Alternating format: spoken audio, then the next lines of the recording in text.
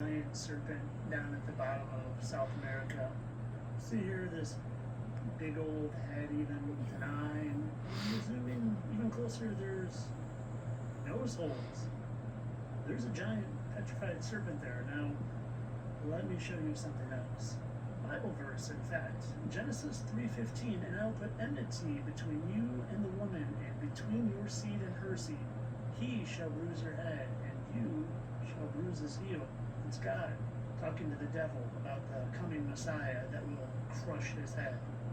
And let me show you something that just might blow your mind.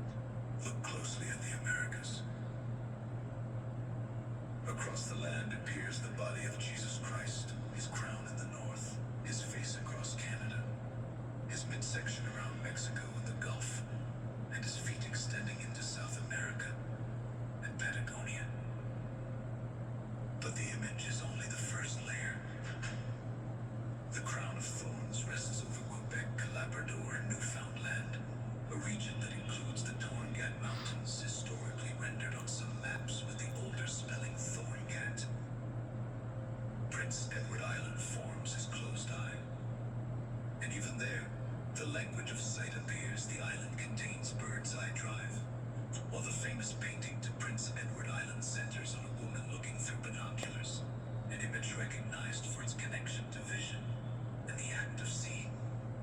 Directly beneath the eye, Nova Scotia forms his nose. There we find Anthony's Nose, Francis Nose Island, the famous Blue Nose schooner, and the historic name Blue Nosers for the people of Nova Scotia. At his midsection lie Mexico and the surrounding Gulf. One long-standing interpretation of the name Mexico is the place at the navel of the moon. And at the foot of the figure lies Patagonia in South America, a region historically associated with the Patagons and the land of the big feet. Did the people who named these places understand the complete image? No. But the Creator did. God knew the languages that would be spoken. He knew the names that would be given. He knew which names would survive. And he knew when this image would be discovered, or when he would choose to reveal it. The image, the names, the history, and the geography do not remove the need for faith. They help strengthen it. The people naming these places may not have known, but God, the artist, did. The unveiling has begun. And before I move on, full credit to this account on the TT platform. Amazing video. But I felt I could help add some to it, where I wouldn't just be showing his content, like how we missed this part right here. But before we get to that, the names in correlation with anatomical position got me thinking about the finger lengths. But when I zoomed out and compared, well, it wasn't a match. But there was another Finger Lake that popped up. This one right here. Finger Lake, Alaska. And well, when you take a look at that one, well, it's an exact match. And while I agree with the creator of that video that the people didn't know that the words they'd be using would match, but not only was that ancient serpent, the devil, thrown down to earth, but his angels were thrown down with him. And well, those old fallen angels have been here a lot longer than us humans that only live 120 years. That's Pharaoh Akhenaten from 3,000 years ago. And I think they've been naming things and use words as spells. And well, spells, sometimes it's not how it spells, but how it sounds. Like navel.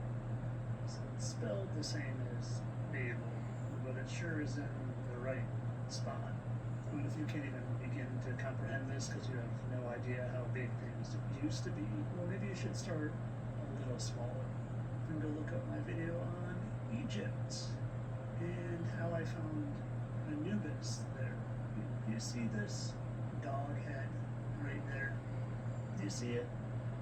Oh, now, do you see its mouth here, and the little nose, and the eye, and the whole dog-looking head? And there's this looking thing right here. Also, that circular thing, that circular staff that Anubis is always depicted with? Look up the video. It's on all platforms.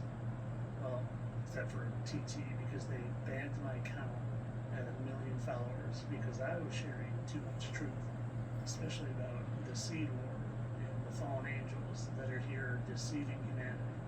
It's been going on since the dawn of Earth, and it's time we all figure it out.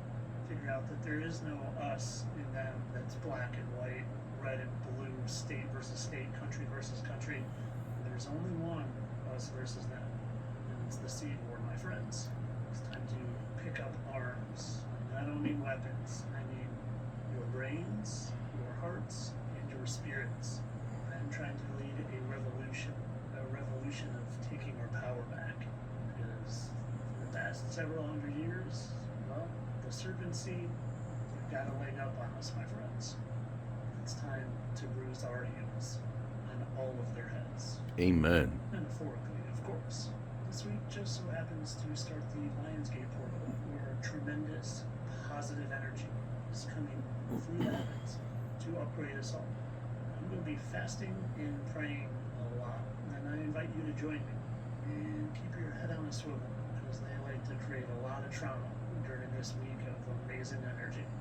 Of course, all this is for entertainment purposes. I don't really think there's a seed war going on, and a bunch of fallen angels down here in Earth as an enmity between us and the serpent seed.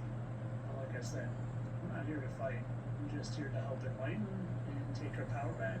And hey, you serpent seeders, I got love for you too if you just stop lying to all of humanity. Right. Much love. Entertainment only. QVC.